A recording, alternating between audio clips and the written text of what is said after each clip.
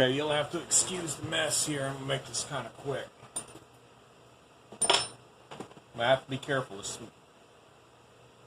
This gun actually is loaded. We would assume so either way. This is a Smith & Wesson 6906. Flip it over. Israeli issued. Shipped back to the States. Anyway, this gun aside, I've got quite a bit of experience gunsmithing on it. Everything that you see here on this Smith is my work, except for the actual construction. Everything else is mine. This guy, love it or hate it, this is a Beretta M9. I am not going to do a full strip down and disassembly because I have a DS and that is waiting to be played. However, this gun is not so much different from that 6906 right there. I'm going to start off, and against my better judgment, if somebody breaks in here. Okay. Nothing in the chamber, nothing in the well. And the ammo is sitting right here. Yes, I do have backup on me. So we're going to clear this. Look, two pistols side by side. On the 6906 with a modified grip, you got screws in the bottom. On the M9, you have screws here and here. And then once you expose that, if I remember right, on the 6906, you knock a pin out that's in the same location, and out comes your mainspring. One of the major differences is once you take the grip off the 6906, you can see the entire mainspring back in this area. With the Beretta, the mainspring is completely enclosed. Now that pin, haven't died, not lost it somewhere. And yeah, we're going to have to switch to the other M9 tomorrow. That's not a big deal. This is the pin that goes in there. This was an oops. I'm going to have to disassemble the pistol more to find out where it goes. But I got another service pistol sitting in the house. I'll probably have to go get it. And the person that this was intended for, actually, we were going to tear down that other service pistol at some point. Just happened a little sooner than what we thought. Anyway, your mainspring goes in here, and at some point rides on this part. We have this interacts with the hammer somehow. Like I said, I'm going to have to look that up. Anyway, pin's in a similar place to the 6906. Pull this out, just like on the 6906, you pull out a cap. Out comes your mainspring. This almost has to ride down on there, one way or the other. I'm sure I'll confirm that in a YouTube video somewhere.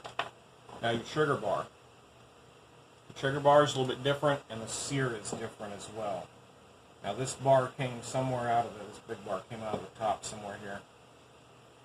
This thing that I have my hand on is some type of linkage. The sear itself, you can barely see it. Looks like a little bitty spring in here where the sear spring is on the 6906. That's the actual sear on the Beretta.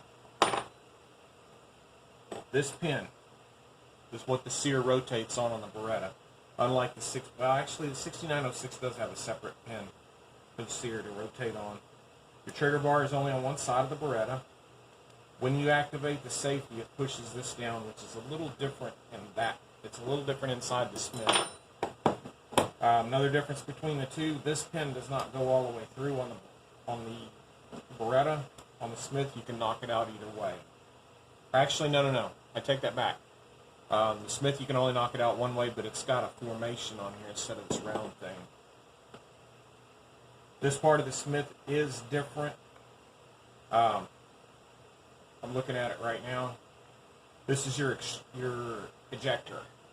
It's where the round comes back, and let's say this is a round where it comes back and it hits it and flips it out. I think that's the ejector. I forget the terms. This guy here, I have not figured out quite yet what it does. You pull this forward, that interacts somewhere, so I still have to learn that. And like I said, this is a linkage for the sear itself. Trigger linkage is down in here. Completely and totally different from the Smith. You can see if you look in here, you can see that there's a coil spring in there that holds the trigger, more like what you find on a high point actually. And it just rotates around that pin where the trigger is. You can knock that out if you want. Probably knock this trigger bar completely out. There's a good view of the sear. So you can see where it pulls that back off the hammer. And teardown wise, anybody who's shot a Beretta probably has seen one video or another on how to tear it down. On the Smith, I believe I unloaded this. Yeah. The Smith, you pull it back about so far here, and you put a lot of pressure on that. Pull that out, and then you maneuver the hammer and stuff, and then you can slide this whole thing off the front. You can do it without tools, but it's hard. This one, you can do it without tools as well. It's a little easier. Oh yeah, your mag release is right here. Same place it is on the Smith and the High Point, if you want to compare it to that.